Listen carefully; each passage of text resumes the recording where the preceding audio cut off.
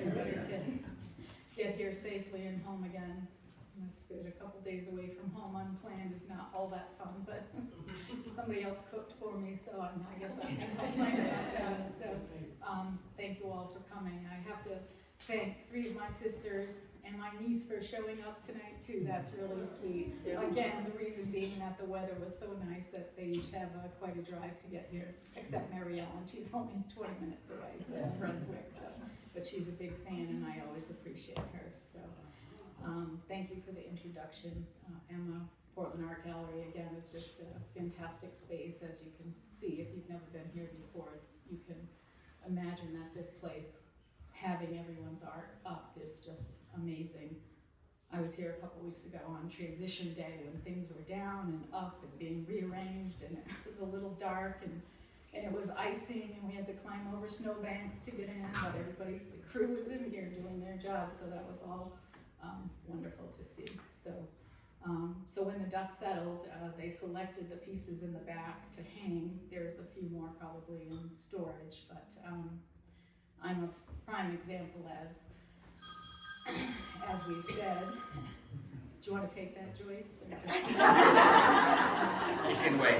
It's 3 hours earlier here. Yeah. And sunny. Yeah. Not giving up. Not giving up. Go ahead. So speaking of transitions, I've also had a side interest in poetry in the past. I'm not a poet, but for some reason, a minimalist poetry was something that always caught my attention. And the design and the graphicness of an E.E. Cummings, those of you who know who I'm talking about, of laying out lines of poems in curves and shapes and that kind of thing. And I remember it's like, oh my God, he didn't capitalize his initials, and his name is all lowercase. That's like illegal. Apparently it's not illegal, but if you're an artist, it's okay to do things like that. And then I discovered a person, what's his name? Austin Kleon. He's a writer. He's really creative. He's very funny and snarky at the same time, but he's super smart. And he brought to my attention these things called blackout poems. And that's, I'll just speak to those 2 pieces in the back on the right-hand wall. So enlarged type on an artist's painting is structured in that way is a bit unusual, but it began as me taking his tip on the creativity, that potential of creativity in creating a lockout or a blackout poem. And for me, I took a random book that was discarded at a local yard sale and another from a library sale.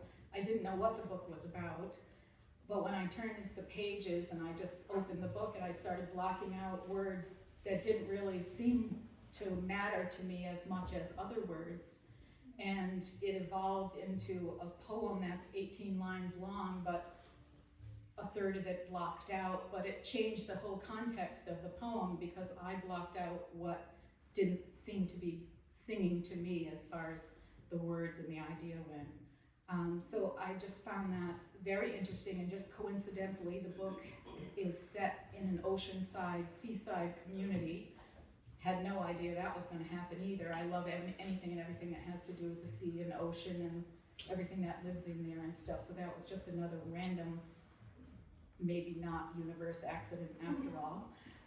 And then the other book that I picked up was a book by Celia Thaxter, who's a very famous gardener in New Hampshire and designed the gardens on Star Island off of Portsmouth.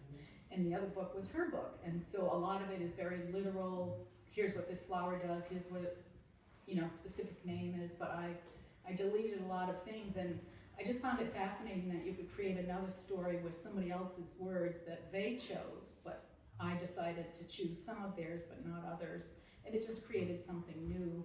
And then I thought, I'm going to just blow this thing up really big and make a point of the potential of what this blockout poetry could be possibly for other people in a theme. If you're a gardener, if you love the sea as I do, maybe it's something that is a little different than sort of a stationary piece of artwork. Not that an artwork like I do that doesn't have a poem in it, brings you other places in your mind, but with the words, it just seemed to be something a little bit more interesting for me. So I hope you enjoy that look, and that is part of my transition to, over the last year, we've moved and we built our house. I have a new brand new big studio that has so much airspace in it, I don't know what to do with it. I can't show everybody the mess that's 2/3 behind me, because only 1/3 is actually functioning as a painter. So, but anyway, thank you again for coming tonight and seeing what everybody here works so hard to do.